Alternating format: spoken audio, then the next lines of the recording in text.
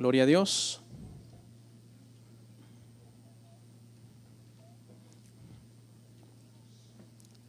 Romanos capítulo 8, versículo 31, vamos a leer hasta el 39.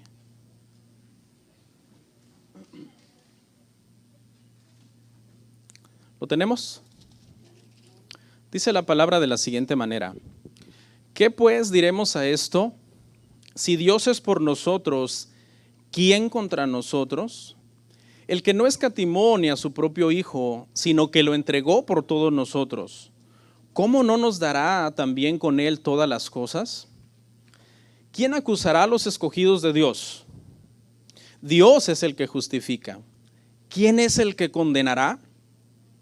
Cristo es el que murió, mas aún el que también resucitó, el que además está sentado a la diestra de Dios, el que también intercede por nosotros. ¿Quién nos separará del amor de Cristo? ¿Tribulación o angustia, persecución o hambre o desnudez o peligro o espada? Como está escrito, por causa de ti somos muertos todo el tiempo, somos contados como ovejas de matadero.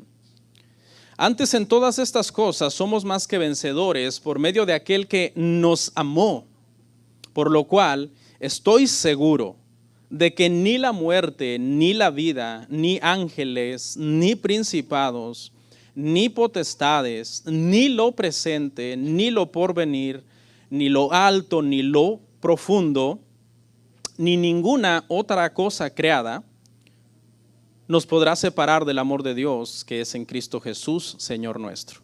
Cuando estaba hablando de lo de Cristo, salté uno, que es el que murió, el que resucitó, el que además está a la diestra del Padre y además el que intercede por nosotros. Son 4 cosas, me salté una, vamos a orar. Padre, te damos gracias. Tú eres bueno, Señor, nos permites el día de hoy poder reunirnos. David dijo: ¿quién soy yo para que en mí tú pienses? Y yo como predicador bien podría decir exactamente lo mismo. ¿Quién soy yo, Padre? ¿Quién soy yo? Mis pensamientos, Señor, mis filosofías, mis ideas no sirven. Pero te pido que si predico tu palabra, entonces mis hermanos y hermanas atiendan, Señor. Atiendan tu palabra y puedan ser edificados con la ayuda de tu Espíritu Santo. Esperamos que por medio de llegar a conocerte de una manera más profunda, entonces te adoremos con mayor entendimiento y te obedezcamos con mayor devoción. No se trata, Padre, de que solo muchas veces publiquemos en las redes sociales que somos cristianos o publiquemos un versículo, sino que vivamos tu palabra en la intimidad cuando nadie nos está mirando, Señor. Perdona nuestros pecados y ayúdame a predicar en esta mañana en el nombre de Jesús. Amén. Amén.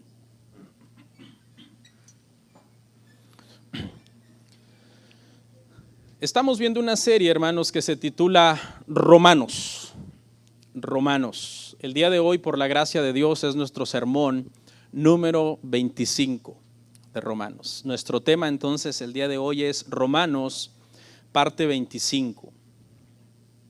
El día de hoy, si el Señor me lo permite y termino este sermón antes de que Él venga o antes de que yo muera, estaremos llegando a la mitad exactamente de Romanos.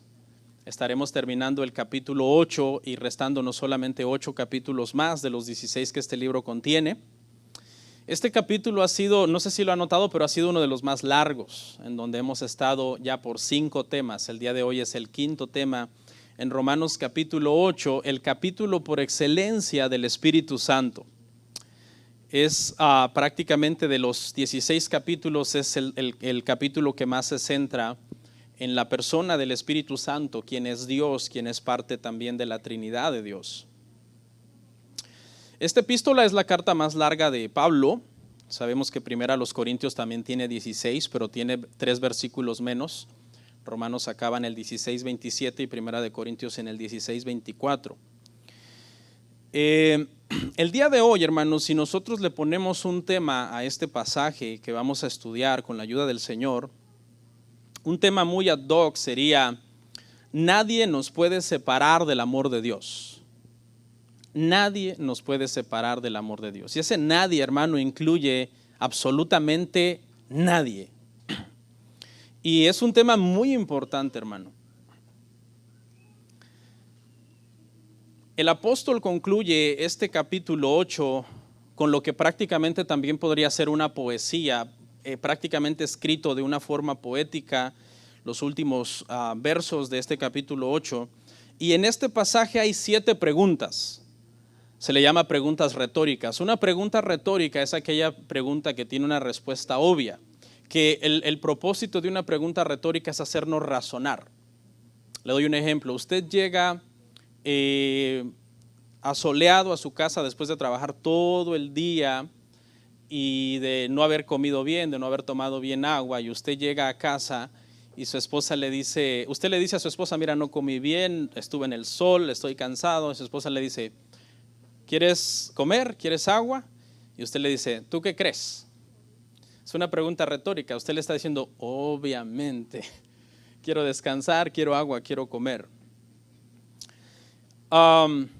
El apóstol Pablo, hermanos, en estas 7 preguntas retóricas trata de disipar toda duda que quede en los lectores en Roma sobre el tema de la seguridad de la salvación. ¿Se acuerda que de eso hablamos la semana pasada? La seguridad de la salvación es un tema, hermano, muy mal comprendido. El que quiera entenderlo, vea el tema 24 de la semana pasada, porque estos temas están unidos uno con otro. Pero aún así, aunque tú no hayas oído el tema pasado, este tema es bastante claro. El apóstol Pablo lo que está tratando es de que en aquellos creyentes que les haya quedado un poco de duda sobre cómo Dios escogió desde la eternidad pasada, llamó, predestinó, justificó y santificó a las personas, entonces aquí él trata de razonar con ellos, trata de decirles, ok, ustedes no entienden esta doctrina, ok, razonemos. Yo les voy a hacer unas preguntas y razonemos. Y la primera está ahí en el verso 31, si usted me sigue ahí con su vista, aunque lo tenemos también ahí en pantalla, creo, si lo pueden poner.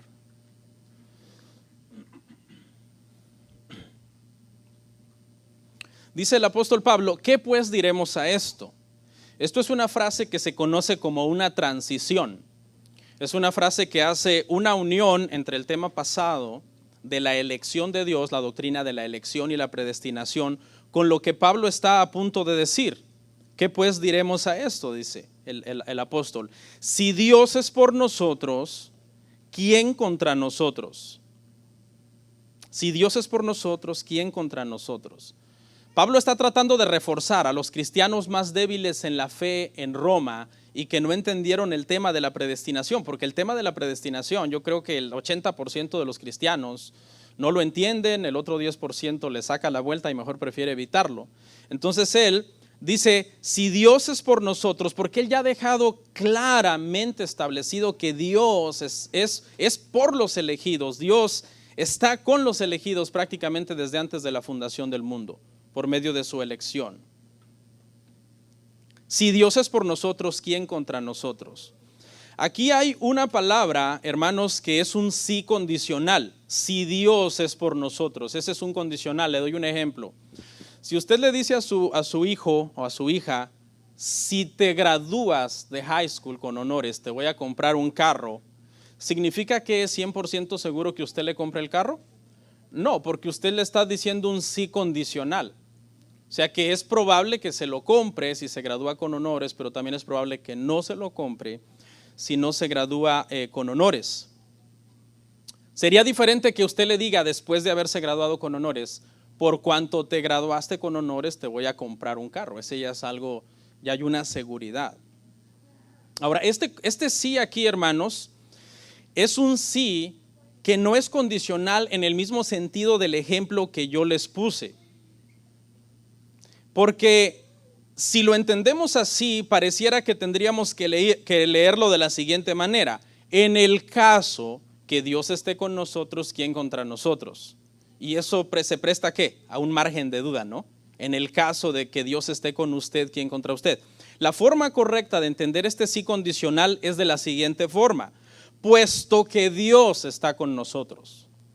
Puesto que Dios está con nosotros, dando una firmeza y una seguridad. Por tanto, puesto que Dios está con nosotros, ¿quién contra nosotros? ¿Quién contra nosotros? Este verso por lo general casi siempre se usa fuera de contexto. En este pasaje hay 2 o 3 versos que casi siempre se usan fuera de contexto, porque la típica persona que usa este verso dice: si Dios está conmigo, ¿quién contra mí? Y lo que a veces las personas implican con ese comentario es: no me voy a enfermar, a mí nunca me pueden asaltar, puedo pasar por una calle llena de vándalos y no me van a asaltar. A mí no me puede pasar nada, puedo manejar quizás de una forma irresponsable y no me va a pasar nada. ¿Por qué? ¿Por qué no le va a pasar nada, hermano? Porque si Dios está conmigo, ¿quién contra mí? Esa es una forma errónea de usar el versículo. En el contexto, Pablo está hablando de salvación. Y en el contexto lo que Pablo está queriendo decir es: si Dios está con nosotros, nos eligió desde la eternidad pasada, nos predestinó, nos llamó, nos justificó y nos santificó, ¿quién nos puede quitar nuestra salvación? Eso es el contexto del versículo, si nosotros lo usamos de una forma correcta. ¿Quién nos puede quitar nuestra salvación? Pablo está diciendo: si el ser más poderoso del universo nos ha elegido para salvación y su voluntad es salvarnos y llevarnos a toda costa a la glorificación, que es nuestro estado final después de morir, ¿quién podrá ir en contra de la voluntad de este ser poderoso? ¿Quién puede hacer algo, atentar en contra de nuestra salvación? Mire lo que dice el Salmo 27:1. Jehová es mi luz y mi salvación. ¿De quién temeré? Jehová es la fortaleza de mi vida. ¿De quién he de atemorizarme? Y ese es el contexto de este versículo. Señor nos ha salvado. Por lo tanto, nosotros estamos seguros en el Señor. Vamos a empezar a formular unas preguntas hipotéticas sobre qué grupo de personas podría amenazar nuestra salvación o la seguridad de nuestra salvación si Dios está con nosotros. Si Dios nos ha salvado, ¿quién puede? ¿Qué grupo de personas puede amenazar nuestra salvación? Ahora, entendemos, hermano, que los hijos de Dios hemos sido salvados eternamente. Pero ¿qué es lo que podemos perder si nosotros no tenemos una buena comunión con Dios? Lo que podemos perder es la seguridad de nuestra salvación. Es decir, llegar a un punto en donde la persona no está seguro si es salvo o no es salvo. Ese es el problema, hermano. Y esta doctrina es bien importante porque cuando una persona no está seguro de su salvación, no crece en santificación. Mientras que una persona que ha entendido la doctrina de la salvación y entiende que es salvo, trata de vivir como ¿qué? Como un salvo. Él dice: Dios es mi padre, yo soy su hijo, yo debo de vivir como un hijo de Dios.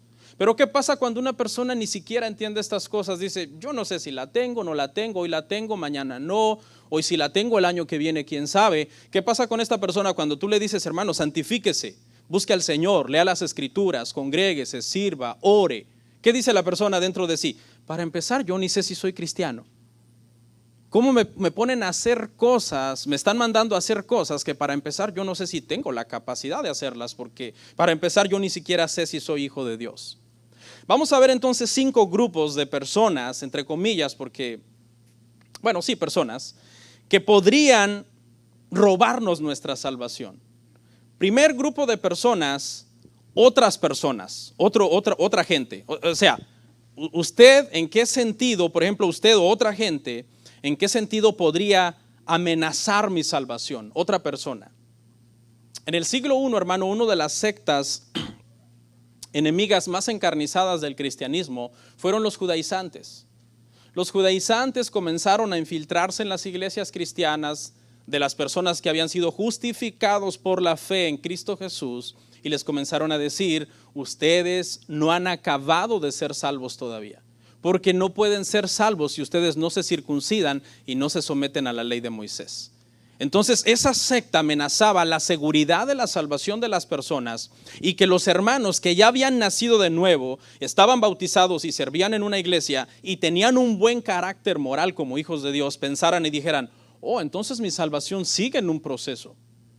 Yo pensé que ya se había completado el día que yo nací de nuevo, pero por lo que veo y por lo que esta secta me está diciendo, no está completada, sino que Cristo hizo parte y ahora yo tengo que hacer otra parte, cumplir con un ritual para poder completarla.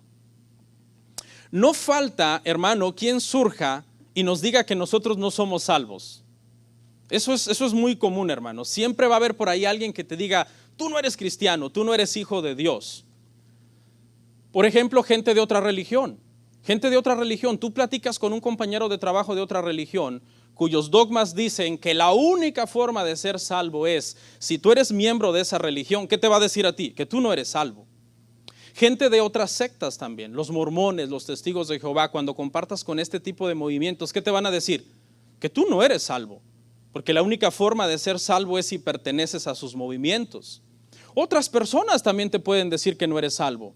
Un día quizás en tu trabajo tú tienes una diferencia con un compañero de trabajo y te dice: usted que tanto presume de ser cristiano, más bien usted ni es cristiano, usted parece el diablo por su conducta. Vamos a suponer que tuviste una reacción no adecuada y te puede, esa declaración de ese amigo, tú puedes decir: wow, espérate, esta persona me está hablando con una convicción y certeza tremenda diciéndome: usted no es salvo, usted no es cristiano.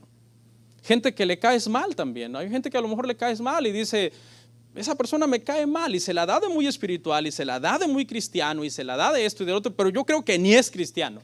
¿Por qué le caes mal? Por X o por Y. A veces, hermano, nosotros somos muy rápidos para decirle a alguien: tú eres un hijo del diablo. Hace años, a un evangelista que murió en el 2013, G.J. Ávila, hermano, él dijo que toda mujer que usara un pantalón, todo hombre que usara un short, todo joven que jugara un videojuego en los 80s, 90s, cuando apenas salían los videojuegos, o una familia que se sentaran a ver televisión juntos, eran hijos del diablo. Y no lo digo yo, lo dijo él. Usted lo puede comprobar, están en las redes sociales. Por cierto, decir este nombre me puede costar mucha persecución. Pero es la verdad, yo estoy hablando la verdad de lo que él dijo. Ahora analicemos esto. ¿Es esto verdad, hermano?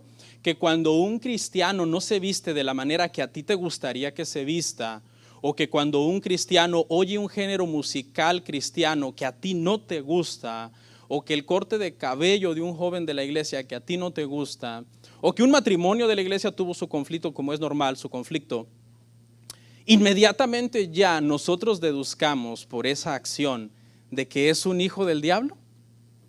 Yo no lo creo, porque la palabra no dice eso. La palabra dice más bien que los que somos hijos de Dios no somos perfectos y estamos en un proceso de santificación. Que todos nosotros podemos fallar. Aquí ninguno de nosotros somos exentos de fallar en algo, de fallar en X o en Y. Por ejemplo, yo uso short. Mi esposa algunas veces usa pantalón. Quizás usted tiene familia, nuera, hijas, sobrinas, qué sé yo, que usan pantalón. A lo mejor usted alguna vez ha usado short. Yo veo televisión a veces con mi familia. Mis hijos de repente no tienen celular, pero a veces les prestamos el celular y juegan un videojuego bajo nuestra supervisión. ¿Somos hijos del diablo? Bueno, no sé, quizás alguien aquí dice: sí es hijo del diablo, porque yo estoy de acuerdo con el hermano que dijo eso. O a lo mejor alguien más en redes sociales, alguien nos va a dejar de seguir por las redes sociales por lo que acabo de decir. Uy, no lo puedo creer. La esposa del hermano Bernardo a veces usa pantalón. Hija del diablo, dislike. No sé, porque hay personas, hermano, que tienen sus doctrinas y su entendimiento de cómo son las cosas. Ahora, ¿nosotros qué tenemos que tratar de hacer? Tenemos que tratar de ser bíblicos. Le doy un consejo: no ande diciendo a diestra y a siniestra: fulano es hijo del diablo, fulana es hija del diablo. Eso no nos compete a nosotros. Nosotros no conocemos el corazón de una persona para ver si está convertido o no. El único que conoce el corazón de una persona para ver si está convertido o no es el Señor. Ahora, cuando tú le ves sus fallas y sus defectos a esa persona, pues es normal, porque no ha sido glorificado. ¿Entendemos eso? Yo tengo defectos, yo tengo fallas, usted también. Entonces, consejo número 1, no le ande llamando a cualquiera así, hijo del diablo. Consejo número 2, quitémonos esa costumbre, hermano, antigua, de que muchas veces cuando alguien dice algo que no te gustó, le dices, reprendo al diablo. ¿Se acuerda de eso? Por ejemplo, un hermano te dice en estos días, hermano, ojalá y no le dé el coronavirus, reprendo al diablo, hermano. Entonces, ¿qué estás diciendo? Que el hermano es el diablo. Lo único que el hermano te está deseando es un bien en tu salud. Eso a mí sinceramente me hace sentir muy incómodo que un hermano le diga eso a otro hermano. Esa doctrina salió de que posiblemente el diablo lo está usando en ese momento, como usó a Pedro, ¿no? Pero no, es simplemente un consejo, un deseo de que le vaya bien a una persona. Personas pueden entonces decirnos, tú no eres salvo. Personas nos pueden decir eso. ¿En dónde radica la seguridad de nuestra salvación entonces? En lo que las personas opinen, ¿no? En lo que el Espíritu Santo dice. Romanos 8:16, el Espíritu de Dios le da testimonio a nuestro espíritu de que somos hijos de Dios. Eso es una buena marca. ¿Qué otra marca? ¿Se acuerda? Volteas atrás y miras los 10, 15, 20 años caminando en el cristianismo, cómo has crecido en santificación y te has alejado del pecado. Y esa es una marca muy grande de que tú eres un hijo de Dios. Pero sobre todo lo que diga el Espíritu Santo, porque nuestro corazón es engañoso. Nuestro corazón es engañoso. Es el Espíritu Santo el que da testimonio de nuestra salvación. Así que los que somos cristianos, escuche, no hay persona, no hay secta, no hay religión, no hay nadie que pueda revertir la salvación que Dios ha hecho en esa persona.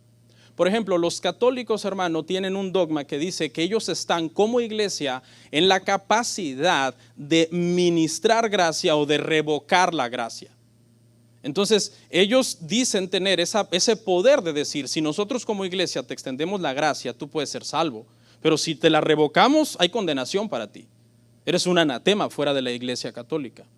Pero escuche, en este sermón de hoy, espero que nos quede claro que no importa quién diga que nosotros no somos salvos, no importa cuánto dinero tenga dicha iglesia, qué posición religiosa ostente el Papa o qué título tenga, no importa. Nadie puede revocar la gracia de Dios sobre sus hijos. Eso es hermoso.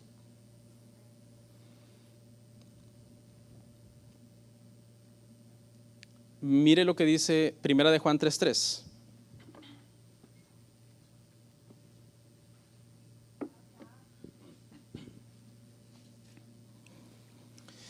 Y todo aquel que tiene esta esperanza en Él, se purifica a sí mismo, así como Él es puro.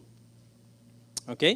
Esto no habla de purificarnos de nuestros pecados, que nosotros por nuestras obras somos declarados justos. No, la purificación de nuestro pecado por la caída del pecado original solamente es mediante la sangre de Cristo. Pero esta purificación aquí habla de santificación.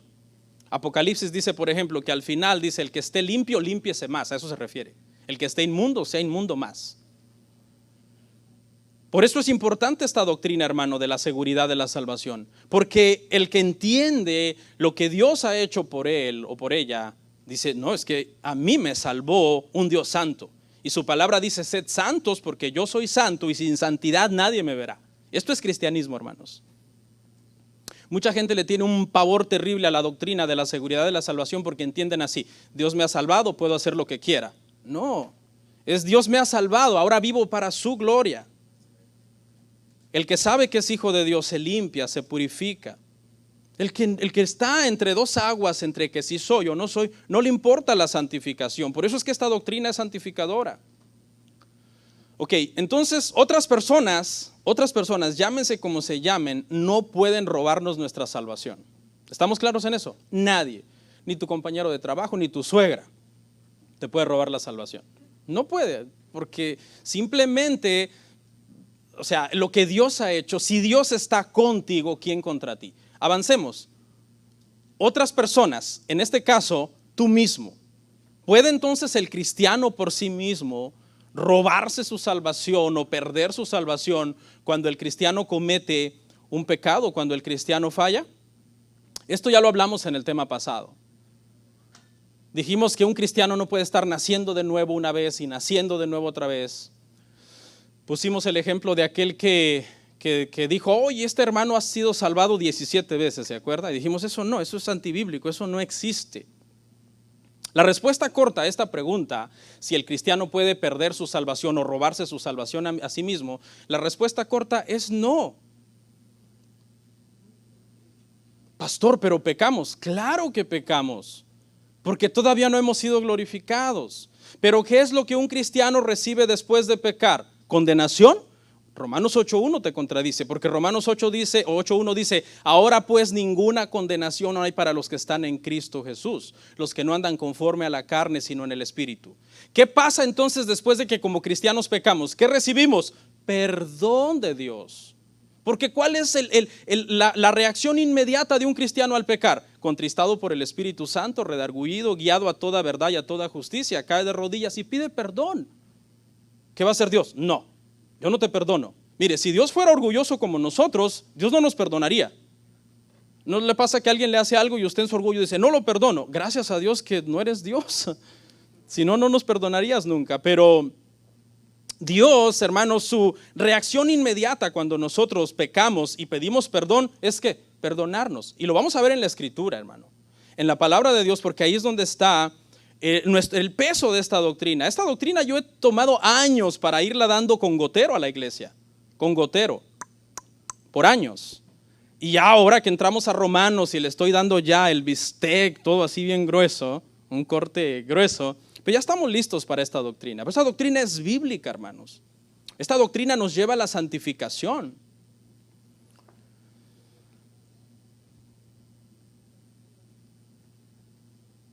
Ejemplos para reforzar esto. Judas se fue al infierno. Judas se fue al infierno, hermanos, no porque dejó de ser cristiano, sino porque nunca fue cristiano. ¿Usted cómo sabe, pastor? Bueno, porque la Biblia dice que estaba predicho desde el Antiguo Testamento, que sería el hijo de perdición. Estaba establecido prácticamente. Mucha gente deduce esto: si Judas al pecar se fue al infierno, yo al pecar me puedo ir al infierno. Eso es un error. ¿Cómo lo podemos comprobar? Pedro pecó también, pero Pedro era un hijo de Dios. ¿Qué pasó con Pedro? Pedro se restauró. El mismo Señor Jesucristo le dijo: Satanás te ha pedido para zarandearte como a trigo, mas yo he orado por ti para que tu fe no falte. Y cuando vuelvas, confirma a tus hermanos. No le dijo por si vuelves. No, lo habló con seguridad el Señor. Cuando vuelvas, el Señor ya había pedido por él. Cristo ya había intercedido por él.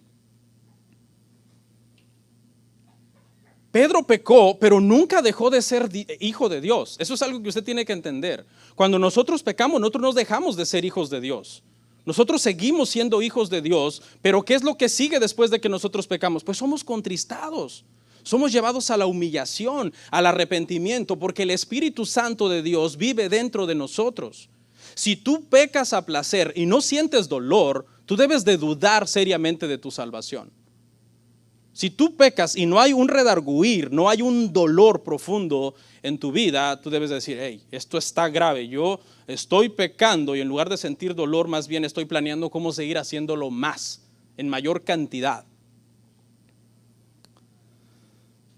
El cristiano verdadero puede pecar, pero el Señor lo levantará, será restaurado. Será restaurado.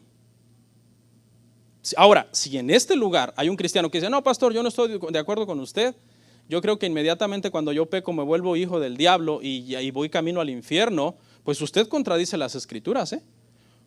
Si usted dice: no, yo no peco, la Biblia dice: el que dice que no peca es ¿qué? Un mentiroso. Entonces sí, pastor, acepto que peco, pero cuando al rato que peque la pierdo, mañana que me reconcilie la recibo, pasado mañana la pierdo y así. No sé en qué momento iré a morir, si cuando la tenga o no la tenga, y eso va a determinar si voy al cielo o al infierno.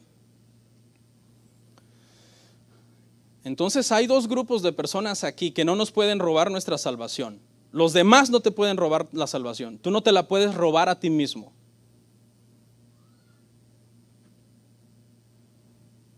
Surge el conflicto porque muchas veces conocemos gente que por años estuvo en una iglesia y después los vemos en el mundo viviendo una vida perdida. ¿Y qué deducimos? Perdieron su salvación. No, en realidad nunca la tuvieron, de acuerdo a las Escrituras. Primera de Juan 2:19. lo lee en su casa. De acuerdo a las Escrituras, salieron, estaban con nosotros y salieron de nosotros para que se manifestara que nunca fueron de nosotros, dijo el apóstol Juan, hablando de la salvación.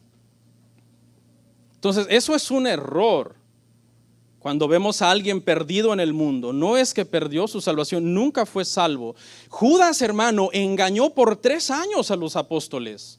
Por 3 años ellos juraban que él era un hijo de Dios. Se le dio tanta confianza, ¿verdad? Que hasta el Señor Jesucristo, a Jesús no lo engañó obviamente porque Él es Dios omnisciente, pero le dio la bolsa del dinero y lo mandó también, y Judas también fue a orar por enfermos y a echar fuera demonios. Ay, pastor, pero entonces ¿cómo puede un impío echar fuera demonios? Mateo 7:21. En aquel día me dirán, Señor, Señor, en tu nombre echamos fuera demonios, hicimos milagros, apartaos de mí, nunca os conocí. Hasta los brujos pueden echar fuera demonios.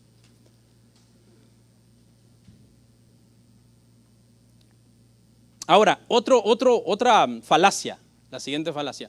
Un cristiano puede pecar, pero solamente en pecados pequeños. Porque si peca en pecados ya muy miserables, muy groseros, no es hijo de Dios.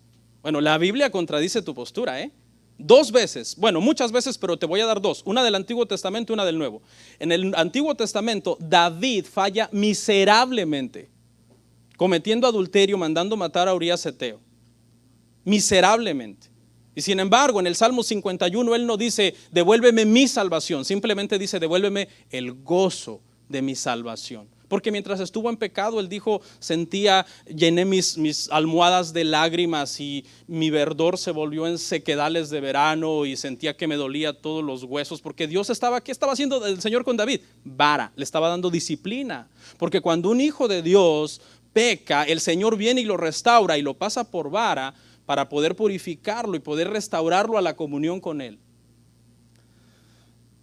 Sí, pastor, pero deme un ejemplo de alguien que falló miserablemente en el Nuevo Testamento. Pedro falló miserablemente, hermano, en el Nuevo Testamento. ¿Tú te imaginas decir, no lo conozco? Eso es grave, hermano, es un pecado gravísimo. No lo conozco, nunca lo he visto. 3 veces lo negó. Y hubo un momento en que maldijo y dijo, para que vean que yo no soy de ellos, porque me están diciendo que hablo como él. Fue un pecado gravísimo. El pecado de David y el pecado de Pedro son iguales de graves. Pero ¿qué pasó con Pedro? El Señor le dijo, yo he orado por ti para que tu fe no falte. Porque los hijos de Dios, y lo vamos a ver más adelante, cuando pecamos, ¿qué tenemos? Abogado para con el Padre.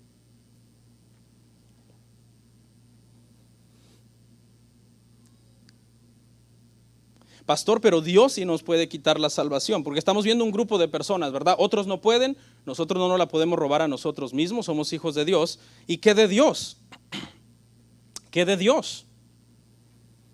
Alguien podría razonar así. Bueno, para Dios no hay nada imposible, Dios puede hacer lo que Él quiera. Si Él nos quiere quitar nuestra salvación, entonces Él nos la quitaría. La pregunta que esto crea es, ¿por qué Dios nos querría quitar nuestra salvación? La salvación que le costó la vida de su propio Hijo. ¿Por qué Dios querría ir en contra de su voluntad de salvarnos si Él decidió desde la eternidad pasada elegirnos para salvación? O sea, ¿qué le pasó a Dios? ¿Se volvió un Dios bipolar que ahora cambió de opinión? Eso de que Dios puede hacer todo, eso es un mito, hermano. Ese todo siempre hay que ponerle nosotros comillas. Por ejemplo, ¿Dios puede crear otro Dios que sea igual que Él? No, porque va en contra de su voluntad. ¿Puede Dios morir? No, Dios no puede morir. ¿Puede Dios pecar? No, Dios no puede pecar porque va en contra de su naturaleza. Cuando la Biblia dice que para Dios todo es imposible y que no hay nada que Él no pueda hacer, se refiere siempre a cosas que Él hace y que están de acuerdo ¿a qué? A su voluntad. A su voluntad. Dios no va a ir en contra de su voluntad de comenzar a hacer cosas que van en contra de lo que Él ha decretado ya desde la eternidad pasada. Dios quiso, dice la palabra, desde la eternidad pasada darle un pueblo a su Hijo para que por medio de Él fueran salvos, para que lo adoraran, para que le sirviéramos por toda la eternidad en el cielo, que va a ser uno de los más grandes deleites, hermano, que vamos a experimentar jamás, pasar la eternidad orando a Cristo. Pero ahora resulta que Dios dice, no, ¿saben qué? Siempre no, y cortemos todos, echa atrás, le vamos a dar marcha atrás a este plan. No. Mire lo que dice el verso que sigue, 32, Romanos 8:32. El que no escatimó a su propio Hijo, sino que lo entregó por todos nosotros, ¿cómo no nos dará también con él todas las cosas? O sea, Dios no escatimó a su propio Hijo, lo entregó hasta la muerte y muerte de cruz. Ahora resulta que va a ir en contra de su voluntad. No, hermanos. Este verso en sí sigue respondiendo la pregunta anterior. Ahora fíjese, este otro verso, esta otra parte también la usan fuera de contexto la gente. ¿Cómo no nos dará también con él todas las cosas? Gente cita este verso. Oye, si Dios me dio a Cristo, ¿cómo no me dará también dinero, casas, carros, salud, una buena esposa? No, en el contexto esto no dice de cosas materiales. En el contexto sigue hablando de la salvación. Si el Señor no escatimó a su Hijo, lo dio por nuestra salvación, ¿cómo es posible que no va el Señor a retener esa salvación hasta el final? ¿Cómo es posible que el Señor va a renunciar a su propósito eterno de salvarnos? O sea, la gente razona así. Dios me amó cuando yo era un pecador. ¿Cómo eras tú antes de convertirte? Hay gente que tiene testimonios de conversión dramáticos, ¿no? Hay otra gente que no. Hay otra gente que dice, yo ni sé qué es eso. Yo crecí en una iglesia desde niño y nunca he ido al mundo. Pero habemos gente que no, que nuestra conversación fue dramática, porque teníamos una vida terrible que si te contáramos lloras. Entonces pregunta, ¿cómo es posible que Dios te amó a ti, que tuviste una conversión dramática, quizás gente que dejó la droga, dejó el homosexualismo, dejó, hermano, a saber qué pecados terribles dejó, y estando en ese estado, Dios amó a esa persona de tal manera que lo salvó? Cuando este pecador miserable, el único que merecía era el infierno, Dios lo amó y lo salvó. Pero ahora que ya es su Hijo y que ha dejado atrás muchos pecados, todavía falla porque no es perfecto, y que es su Hijo y que lo ama y que dice, Señor, perdóname, pequé, no debí de haber hecho eso, descuidé la oración, descuidé la escritura, descuidé la comunión con la iglesia. Ahora resulta que a ese Hijo Dios le va a decir, no, te perdoné antes cuando estabas podrido, por decirlo así, perdón por la expresión, cuando estabas en la basura, pero ahora que ya eres mi hijo y que has cambiado bastante, no, ahora no te perdono. No, hermanos, para mí eso es una contradicción. Nos amó cuando éramos sus enemigos. ¿Cómo es posible que no nos pueda limpiar cuando somos sus hijos? Razone en eso. Razone en eso, hermano. Esta doctrina es hermosa. Esta doctrina lo va a llevar a usted a amar a Dios más profundamente con el entendimiento correcto. El sacrificio de Jesús en la cruz no solamente nos salva, hermano, nos preserva salvos, nos guarda, nos protege, hermano, el Señor. Tiene cuidado de nosotros. Él tiene un plan para nosotros ya trazado. Mire lo que dice Juan 14:3. Y si me fuere, os preparé lugar. Perdón. Y si me fuere y os preparare lugar, vendré otra vez y os tomaré a mí mismo para que donde yo estoy, vosotros también estéis. Ese es un plan, hermano, que el Señor tiene para nosotros. Él se fue, pero Él se fue, hermano, a hacer varias cosas. Más adelante vamos a ver varias cosas que Él se fue a hacer. Pero la que vemos ahorita inmediatamente es que se fue a preparar lugar para nosotros. Para que donde Él está, dice, bueno, quizás donde yo estoy, quizás ustedes estén. No, Él habla con certeza. Para que donde yo estoy, vosotros también estéis. Y ahí pasemos la eternidad con Él. Ese será nuestro mejor viaje, hermano. Nuestro mejor viaje es la muerte, aunque usted no lo crea. Es el mejor en todos los sentidos. Será un viaje sin dinero. No necesitas dinero para ese viaje. La familia hay que se las arreglen ellos con los gastos funerales. Tú no necesitas dinero.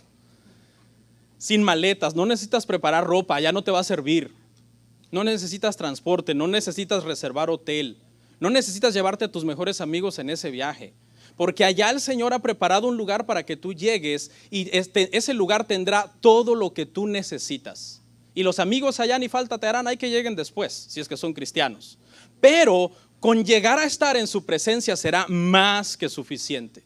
Ese es el mejor viaje de nuestra vida. Y el Señor Jesús ya se fue a prepararnos lugar para que donde Él está, nosotros estemos. Si el Padre escatimó a su propio Hijo, ¿cómo no cuidará nuestra salvación el Señor?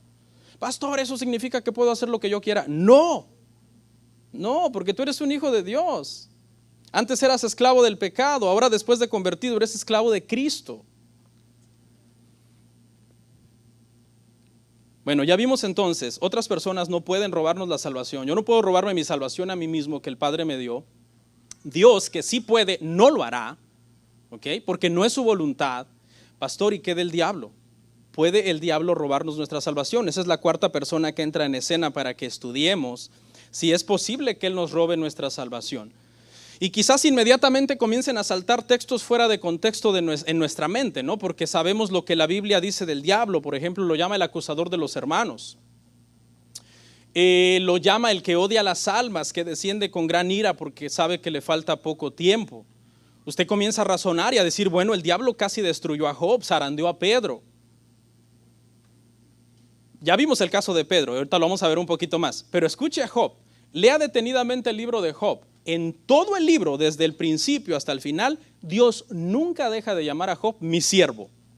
Ese es el calificativo que Dios usa para Job, mi siervo, mi siervo, mi siervo Job. Le reclama a sus amigos, ¿qué habéis dicho en contra de mi siervo Job? Mi siervo Job, todo el tiempo. El diablo solamente aparece en 2 capítulos, en el 1 y el 2, tratando de destruir a Job.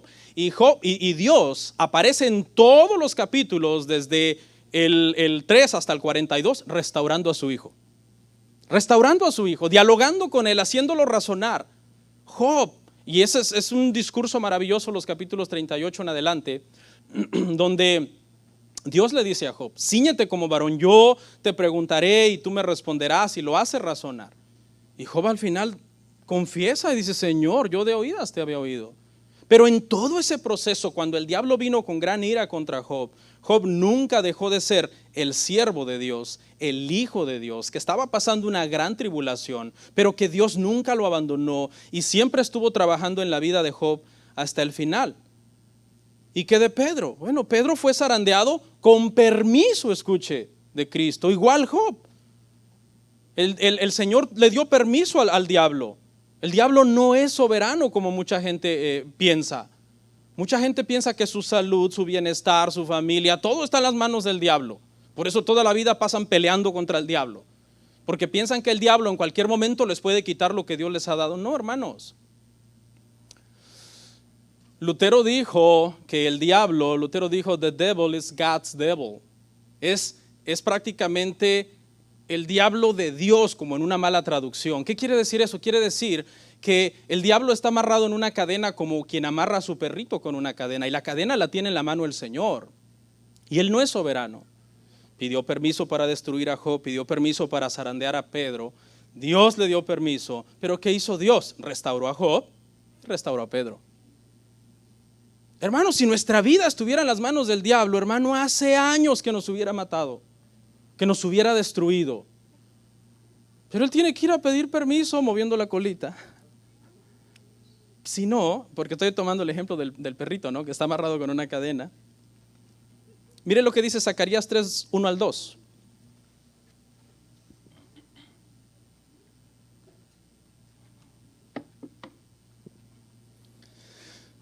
Me mostró al sumo sacerdote Josué, el cual estaba delante del ángel de Jehová, y Satanás estaba a su mano derecha para acusarle.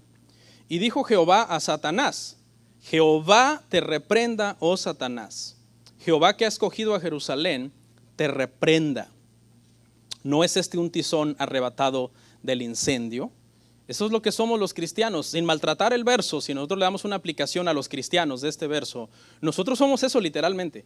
Somos los que estamos nacidos de nuevo, tizones que fuimos arrebatados del incendio. Íbamos camino al infierno, eso quiere decir. Y el Señor metió su mano y nos sacó de ahí.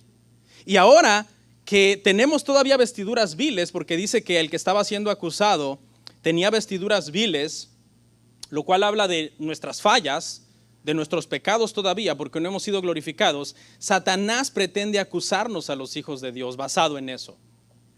Cuando usted falla, cuando usted peca, el diablo puede acusar. Pero ¿sabe qué pasa? ¿Quién reprende al diablo? Jehová. Jehová te reprenda. Le dice, y alguien dirá, ¿cómo es eso que Jehová dijo, Jehová te reprenda? Bueno, porque sabemos que en Dios hay una pluralidad, ¿verdad? Dios es plural, ¿no? O sea, Padre, Hijo, Espíritu Santo, un solo Dios en tres personas. Entonces, hermano, somos personas que íbamos camino al infierno, arrebatados de ese incendio. Somos tizones no perfectos, que todavía hay vestiduras viles en nosotros. Pero ¿quién reprende al diablo por nosotros? Dios mismo. Porque Dios mismo nos protege de ese odio que Satanás puede tener en contra de los cristianos y en contra de los hijos de Dios.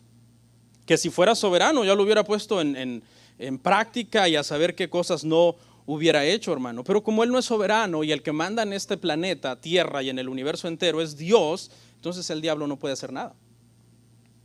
El diablo, hermano, no te puede quitar tu salvación.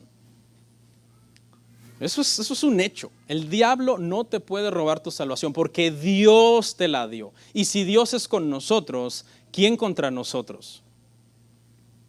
En lugar de pasar haciendo guerra espiritual, a mucha gente que a veces se dedica a eso, mejor pónganse a adorar a Dios, a darle gracias a Dios. Señor, tú eres mi guardador. Tú eres el que tiene cuidado de mí. Descanso y confío en que estoy en tus manos. Y si tú permites algo, pues así va a ser, pero tú me vas a restaurar, tú estás conmigo. Veamos el 33, hermanos. Romanos 8:33.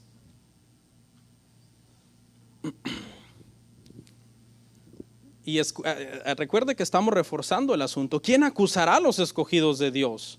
Dios es el que justifica. ¿Quién acusará?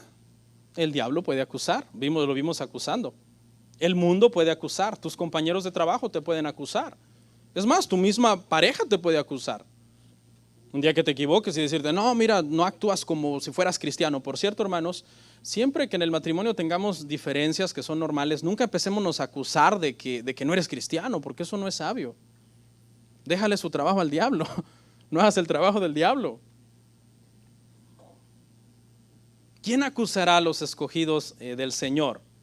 El diablo puede acusar, pero Dios es el que justifica. Ahí está el problema, hasta ahí llegó el diablo. ¿Quién acusará a los escogidos de Dios? El diablo lo puede hacer, pero ¿cuál es el detalle? Dios es el que justificó, y si Dios es el que justificó, ¿quién contra nosotros? Ese justificó, sabemos, hermanos, que habla de que Dios nos declaró legalmente justos ante Él por nuestra fe en Cristo Jesús. Y a esos que Dios justificó, Romanos 5:1 nos dice que ahora paz tenemos para con Dios por medio de nuestra fe en Jesucristo. Y Romanos 8:1 dice que esos que justificó, ninguna condenación hay para ellos porque están en Cristo. Ahora, aquí quiero hacer una aclaración. Y es que algunas veces una acusación del diablo puede ser verdadera. O sea, porque todavía tú fallas, ¿verdad? Somos conscientes de eso, que todavía fallamos. Algunas veces el diablo puede estarte acusando diciendo la verdad. Señor, fulano, mira, trató mal a su esposa. Y tú te reprendo, diablo mentiroso. El diablo, no, es la verdad, tú lo hiciste. Está diciendo la verdad el diablo. Ok, pero ¿cuál es el detalle de esa acusación aunque sea verdad? Bueno, el detalle es que para ti ya no hay condenación, sino después de esa acusación, cuando te arrepientes, ¿qué hay? Perdón. El diablo piensa, ahorita va a ver, se las va a ver con Dios. Y viene y te acusa. Y tú dices, Señor, es cierto. O sea, sí, te puedes tú sentir acusado. Tu conciencia te puede denunciar que hiciste algo mal. Perdóname, Señor. El diablo pensó que ibas a recibir condenación y recibiste perdón. Simple y sencillamente porque eres hijo de Dios.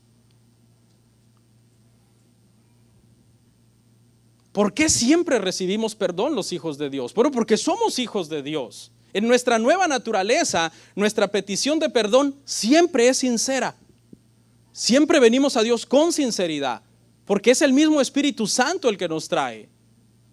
Dice que Él mismo intercede por nosotros con gemidos indecibles para que digamos, Abba, Padre. Es una oración guiada por el Espíritu Santo. Por eso es que siempre vamos a recibir el perdón del Señor, porque estamos justificados. Y aquí voy a decir algo que siempre le causa conflicto a una persona. Cuando alguien tiene un mindset legalista de que por cualquier pecado ya perdió su salvación, esto que voy a decir le causa mucho conflicto. Y es que en la cruz del Calvario, cuando nosotros fuimos justificados, la sangre de Cristo pagó por nuestros pecados pasados, presentes y futuros. Y aquí está el problema, que cuando la gente oye que Dios pagó por tus pecados futuros, entiende que ahora puedes hacer lo que quieras porque ya están pagados. No es eso. Lo que simplemente significa este verso es que el pecado que tú vas a cometer hoy más tarde o mañana o la semana que viene, Cristo ya no tiene que ir a la cruz otra vez. Porque Él ya fue hace 2000 años. Y cuando tú peques la semana que viene, como la sangre de Cristo pagó por los pecados futuros, cuando tú caes de rodillas pidiendo perdón, tienes garantizado ¿qué? El perdón. Eso solamente significa eso, esa declaración. Pero mucha gente la oye y se asusta. Ay, ¿cómo es eso que ya Cristo pagó por mis pecados futuros? Pues claro, porque si no hubiera pagado por los pecados que vas a cometer la semana que viene, entonces Cristo tendría que ir una vez más a la cruz a pagar por ellos. Y aquí surge la pregunta número 5. Ok, entonces otros no pueden, yo no puedo, Dios no quiere quitármela.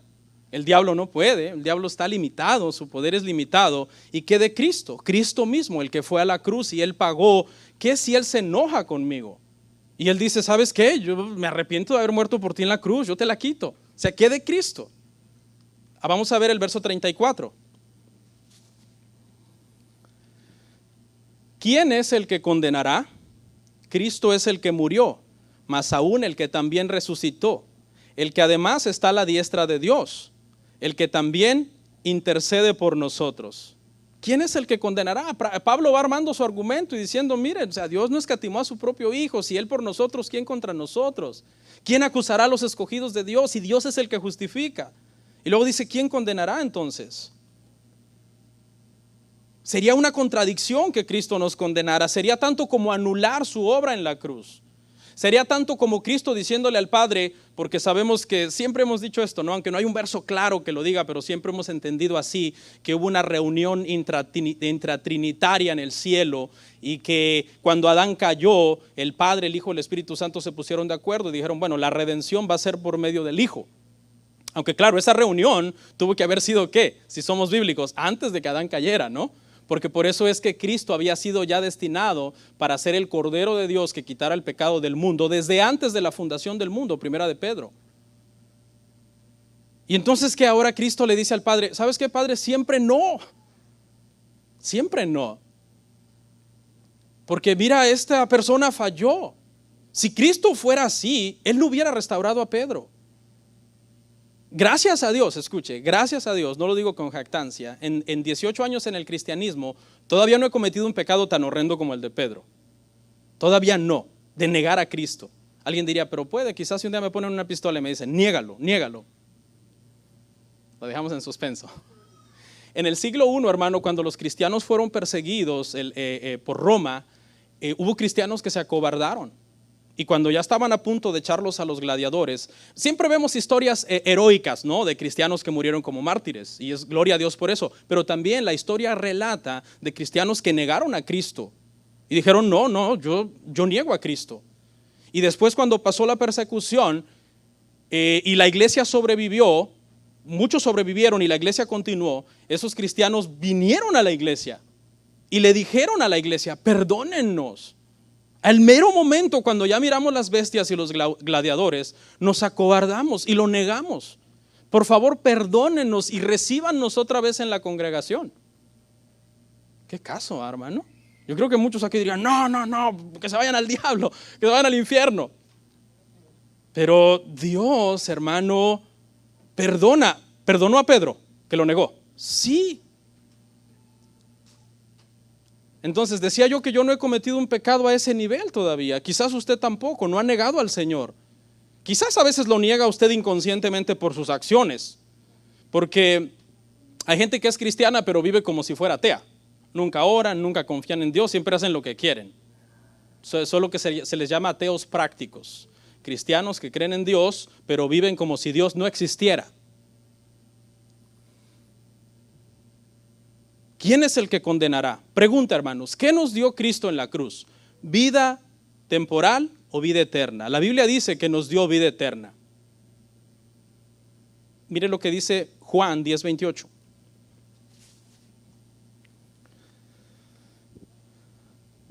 Dice, y yo les doy vida eterna, escuche, y no perecerán jamás. ni nadie les arrebatará de mi mano. ¿Quién es el que condenará? ¿Quién se enfrentará a Cristo para condenar a los que Él justificó? Y el verso 34 en el que estamos ahora, de Romanos 8:34, da 4 razones por qué Cristo es el que tuvo el poder de salvarnos y tiene el poder de mantenernos salvos. Primero, porque Cristo murió. Esto es algo un poco teológico, tienes que ver toda la serie de Romanos que llevamos hasta aquí para entenderlo. ¿Por qué? Porque con su muerte pagó el precio de nuestros pecados y llevó el castigo sobre nosotros. Esa es la razón por la que para nosotros ya no hay condenación. Si Cristo paga por tus pecados en la cruz, paga el precio completo de tus pecados y luego tú vas al infierno, eso no es justo, porque se estaría pagando por tus pecados ¿cuántas veces? 2. Cristo en la cruz y luego tú en el infierno. Entonces la muerte de Cristo es una doctrina bien importante porque quitó el castigo de nuestros pecados. Cuando Él recibió todo el castigo del Padre, quitó el castigo que nosotros hubiéramos recibido si íbamos a ir al infierno. Por eso no hay más condenación para nosotros. Pero también resucitó. Y acuérdese que la resurrección de Cristo, estamos en el verso 34 de Romanos 8, la resurrección de Cristo fue la victoria total de Cristo sobre el pecado. Fue el amén del Padre a la obra de redención de Jesucristo. La resurrección de Cristo fue la muerte de la muerte para nosotros. No hay muerte para nosotros más, muerte eterna. Hay muerte natural. ¿Y qué dijimos que será? El mejor viaje de nuestra vida.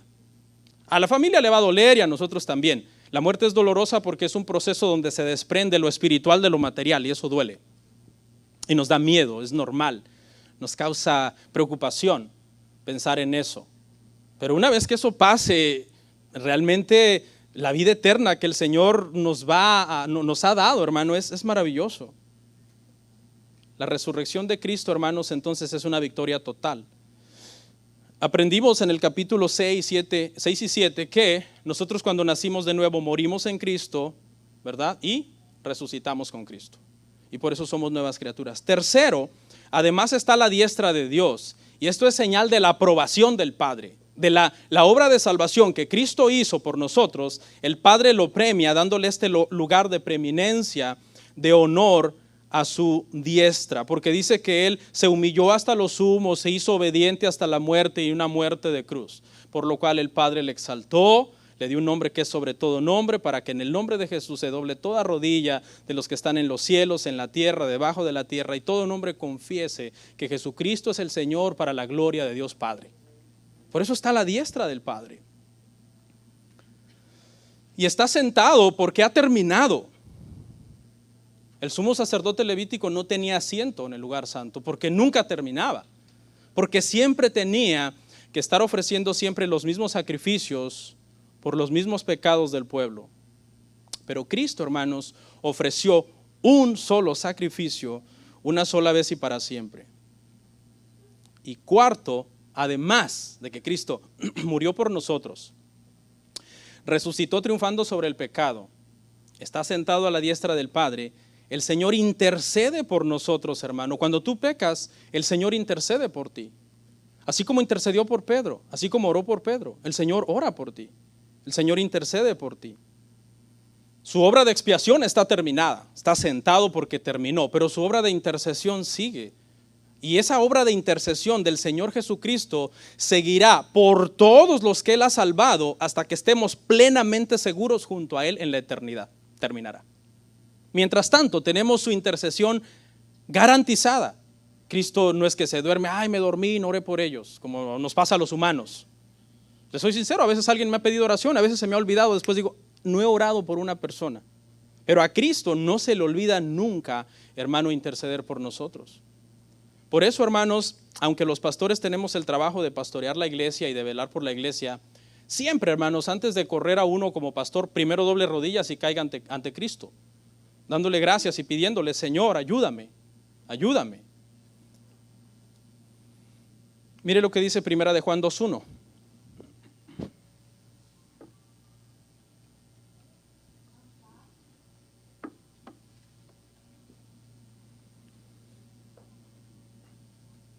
Hijitos míos, estas cosas os escribo para que no pequéis. Y si alguno hubiere pecado, abogado tenemos para con el Padre, a Jesucristo el justo. En primer lugar, en la carta, Juan hace un llamado a la santificación. Traten de no pecar, traten de vivir como hijos de Dios.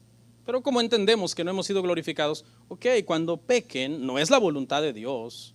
Va en contra de Dios, va en contra de su santidad. Pero confíen porque tienen un abogado con cuya intercesión destruirá toda acusación del diablo, del mundo, de la gente que te quiera acusar que no eres hijo de Dios. Si Cristo está orando por mí, intercediendo por mí ante el Padre, porque yo por 18 años he dado testimonio de caminar como un hijo de Dios, ¿por qué habría yo de dudar de mi salvación? No tiene sentido.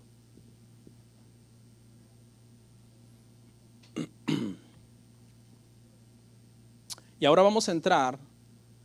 Ya vimos personas. Nadie entonces puede hacer nada contra nuestra salvación. Otros no pueden, yo no puedo, Dios no quiere, el diablo no puede, Cristo tampoco quiere. Porque ellos dos no quieren, ¿por qué? Porque iría en contra de su voluntad, en contra de su plan de salvación. Pero ¿y qué de las circunstancias? ¿Qué del mundo? ¿Qué de los problemas de esta vida, de esta tierra? Vamos a leer del 35 al 37, Romanos 8, 35 al 37.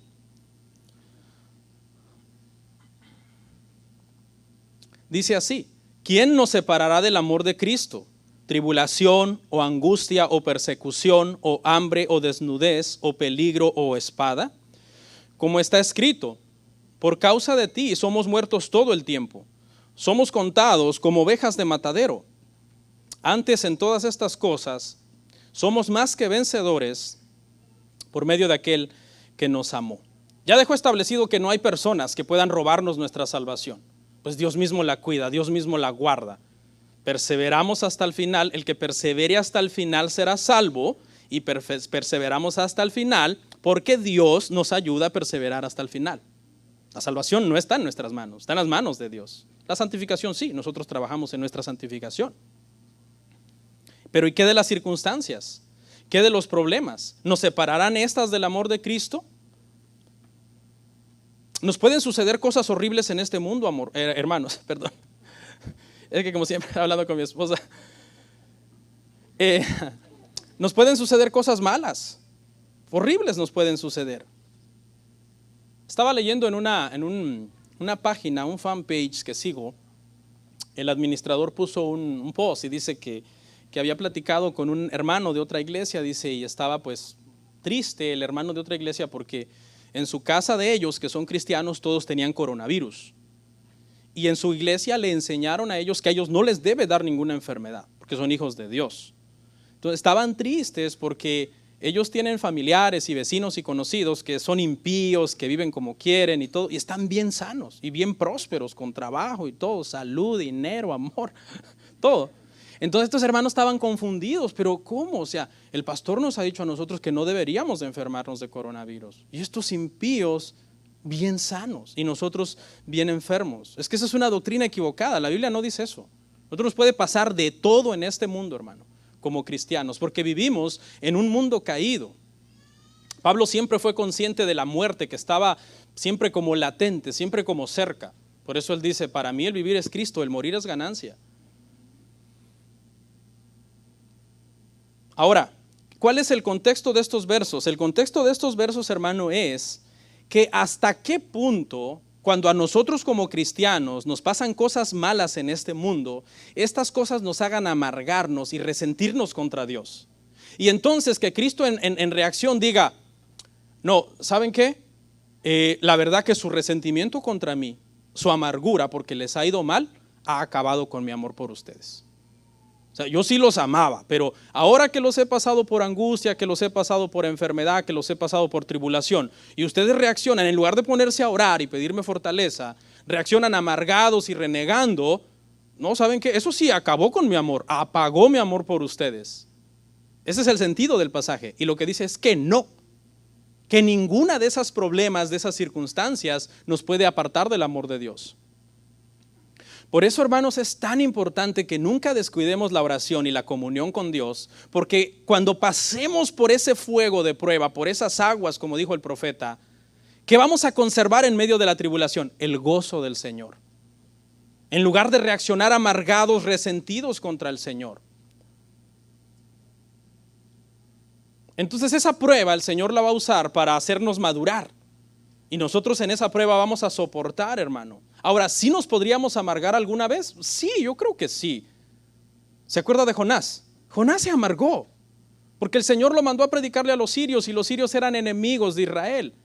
Cuando el Señor manda a Jonás a predicarle a los sirios, ya los profetas Isaías y Jeremías habían dicho que en un futuro los sirios iban a invadir Jerusalén y a destruir Jerusalén.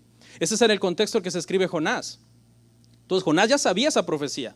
Entonces cuando Jonás va a predicarle a los sirios, él dice: Señor, me estás mandando a decirle que se arrepientan al pueblo, que los profetas están diciendo que en un futuro van a venir a llevarnos cautivos, y se enoja. Y se enoja con Dios y dice: no, yo no quiero ir, y agarra para otro lado. El Señor, Jonás quería que Dios matara a los asirios. Jonás quería hasta él morirse, y hubo un momento que dijo: deseo hasta la muerte yo mismo. Se amargó. Y hay gente, hermano, hay cristianos que a veces agarran una actitud así y se enojan contra todo lo que represente a Dios, se enojan contra la iglesia, contra el pastor, se alejan de los cristianos, tan amargados, tan resentidos a veces.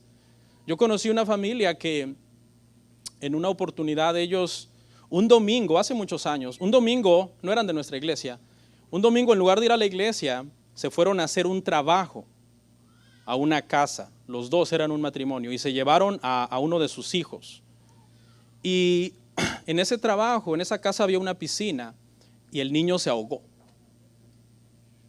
Entonces, por muchos años ellos batallaron con esa especie de amargura, de resentimiento. Hubo un tiempo en que tú hablabas con ellos y siempre eran peros, siempre eran así como sus comentarios tajantes, cortantes, como: no, a mí no me hablen de eso, yo no quiero saber de eso. Porque las personas a veces cuando están así les hablas de Dios, de está pasando una prueba, hermano, confía en Dios. No, a mí no me vengan con esas palabras de ánimo, yo ahorita no quiero saber nada, y se amargan.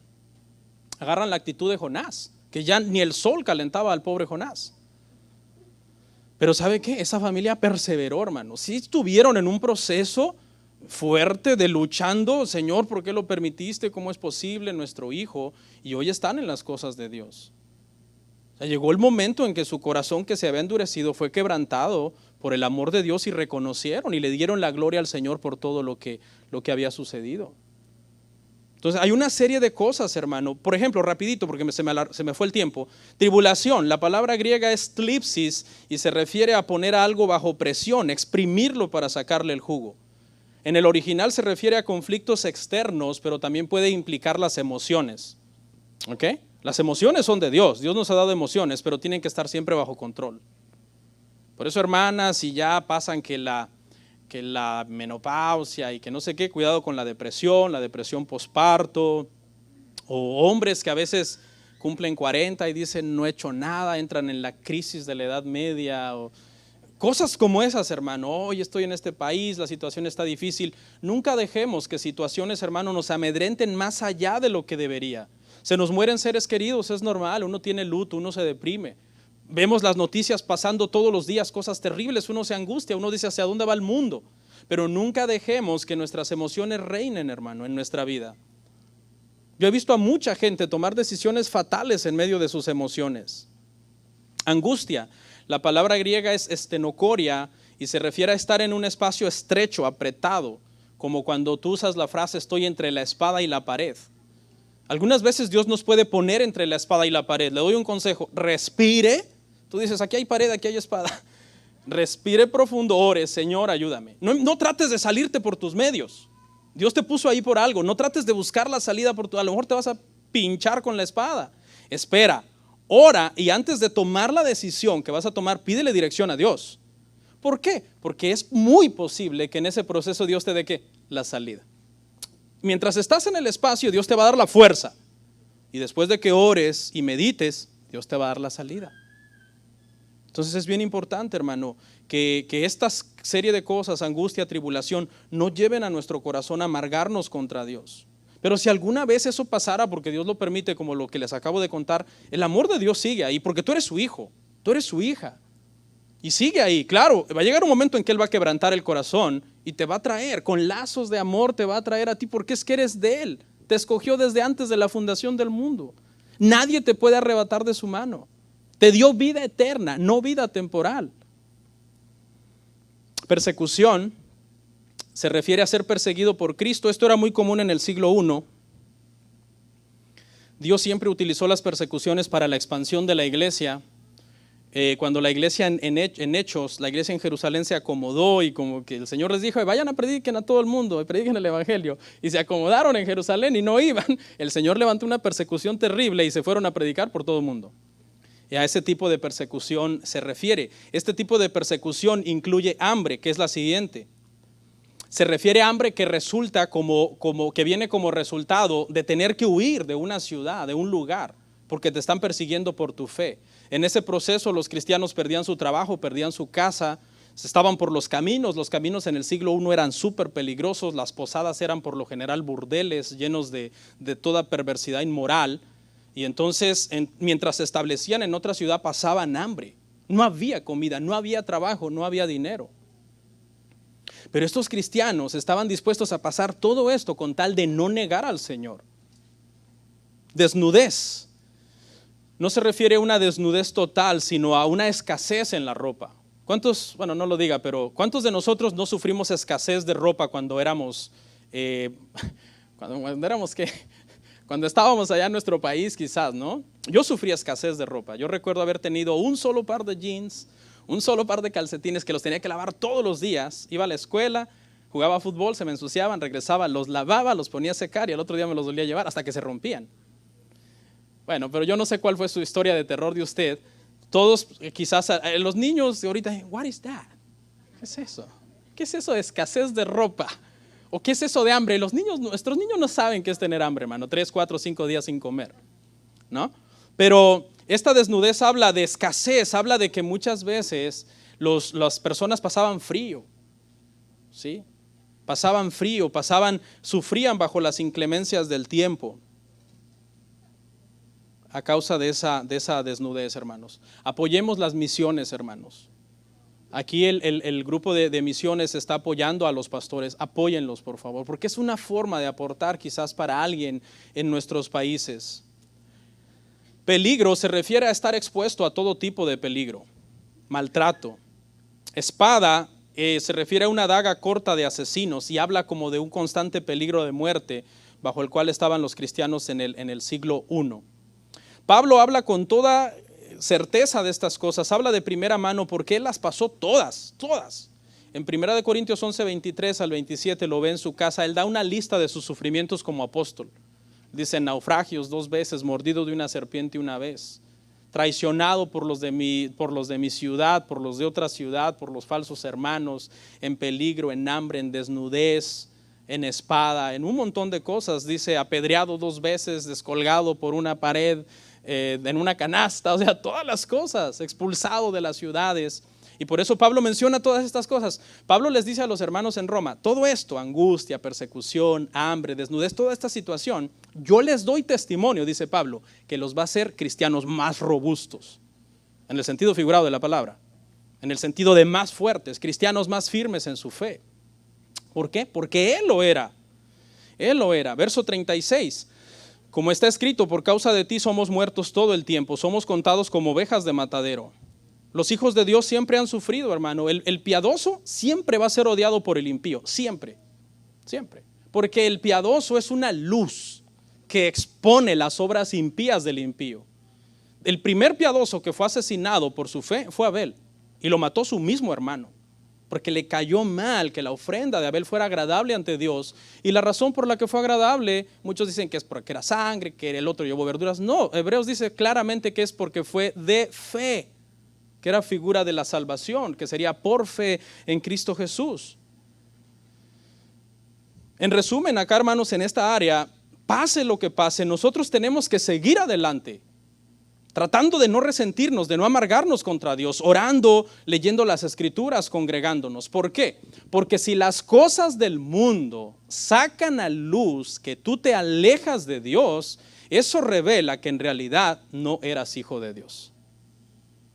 Dios permite toda esta tribulación para probarte como el oro, para purificarte. Pero si en realidad, en lugar de eso, te alejas, entonces lo que sale a luz es que no eras hijo de Dios.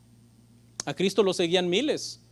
El Señor reveló que era por la comida, que era por los milagros. Cuando nació la iglesia, solamente 120 personas estaban ahí de los miles que lo seguían. Porque mucha gente realmente lo que estaba buscando era sus intereses personales.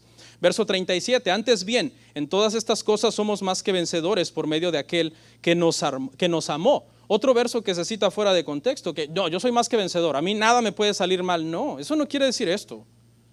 Esto quiere decir que pase lo que pase, estés en tribulación, en angustia, en lo que sea, en el Señor está la fortaleza para sostenerte y para mantenerte. ¿Por qué? Porque somos más que vencedores por medio de ¿qué? Lea ahí conmigo, por medio del amor de aquel que nos amó. No por medio de tu valentía, de tu capacidad, de tu inteligencia. Somos más que vencedores por medio del amor, hermanos, de Cristo. Le hago una pregunta. Comentaba yo con los hermanos hace un rato. ¿Puede un cristiano que le dé cáncer vencer al cáncer? Sí, puede. Dios lo puede sanar para empezar. Yo creo que Dios hace milagros y puede sanar a la persona. Pero si esta persona muere de cáncer, aun cuando muera de cáncer, ¿el cristiano puede vencer ese cáncer? Sí, muriendo en la fe. Diciendo en su último momento, Padre, gracias, si a ti te plació que esta fuera la forma en que yo iba a partir de este mundo para irme contigo, y ora y expira y muere, ese cristiano venció al cáncer. Venció al cáncer porque se mantuvo firme hasta el final. Eso es ser más que vencedor. Ser más que vencedor no es que el Señor nos resuelve todos nuestros problemas, sino que pase lo que pase, nosotros estamos firmes en nuestra fe. Y por último, los versos finales, 38 y 39. Por lo cual estoy seguro de que ni la muerte, ni la vida, ni ángeles, ni principados, ni potestades, ni lo presente, ni lo porvenir, ni lo alto, ni lo profundo, ni ninguna otra cosa creada nos podrá separar del amor de Dios que es en Cristo Jesús. Otra vez Pablo diciendo, yo estoy seguro que nada nos puede separar del amor de Dios por medio de Cristo Jesús, no por medio de nuestras obras. Es que es el amor de Cristo Jesús el que nos salvó. Si no hubiera sido por eso, dice, ni la muerte, porque ante los ojos de Jehová estimada es la muerte de sus santos. Salmo 116, 15. Lo que tú ves como una tragedia, Dios lo ve como una buena noticia. El Señor dice, voy a traer a mi hijo, estoy trayendo a mi hija. A los dolientes acá nos duele y lloramos, está bien, somos humanos. Pero delante de Dios no es una tragedia. Estimada es a los ojos de Jehová la muerte de sus santos. Ni la vida. Quiere decir que mientras estemos vivos, también nada nos separará del Señor. Tribulación, angustia, peste, espada, hambre, desnudez, no. Porque siempre correremos a Él, porque somos sus hijos. Ni ángeles, ni principados, ni potestades. En otras palabras, ni los santos ángeles de Dios, ni los demonios del diablo nos pueden separar de Dios. No pueden. ¿Cómo van a ser ellos más poderosos que Dios? Ni lo presente, ni lo porvenir, ni esta vida, quiere decir, ni ninguna cosa que experimentemos en esta vida, ni ninguna cosa en el más allá. Si nada nos puede separar en esta vida de Dios, nada nos separará en el más allá, porque estaremos plenamente con Él, con un cuerpo glorificado, libre de pecado, siendo como Él en ese sentido. Ni lo alto ni lo profundo, quiere decir que abarca todo lo que pueda caber en la creación. Y ni ninguna cosa creada. ¿Quién es el único ser, hermanos, no creado en el universo? Es Dios. De todo lo demás que es creado, nada creado nos puede quitar nuestra salvación. Y ya vimos que Dios, que no es creado, tampoco. Porque no es su voluntad. Porque Él nos salvó para darle un pueblo santo a su Hijo, que lo adoremos por la eternidad en el más allá. Yo no sé usted, pero yo voy a estar allá adorando al Señor. El pastor, qué arrogante. De eso hablamos la semana pasada, ¿no? Que no es arrogancia decir Cristo me salvó por gracia, más bien es humildad. Arrogancia es decir, yo voy a llegar al cielo a como dé lugar con mis medios. Eso es arrogancia. Dice que una vez, con esta anécdota cierro, murió la esposa de un evangelista y tenía hijos pequeños. Y pues los hijos pequeños no comprendían muy bien todavía cómo es que su madre había muerto. La madre de este hombre, que era un siervo de Dios. Y entonces cuando venían del sepelio, mientras ellos iban en su automóvil, un tráiler, un truck grande, pasó junto a ellos y con la sombra de ese tráiler se proyectó sobre el vehículo, y el hombre le dijo a sus hijos: ¿ustedes qué prefieren, que nos atropelle el tráiler o que nos atropelle la sombra del tráiler? Y ellos dijeron: papi, pues la sombra. Entonces él les dijo: es exactamente lo mismo que pasó con su mami. Su mami en realidad fue solamente atropellada por una sombra de muerte, pero realmente ella está bien. Aparentemente aquí en el mundo, cuando alguien muere, le pasó lo peor, pero si es hijo de Dios, le pasó lo mejor. Vamos a orar.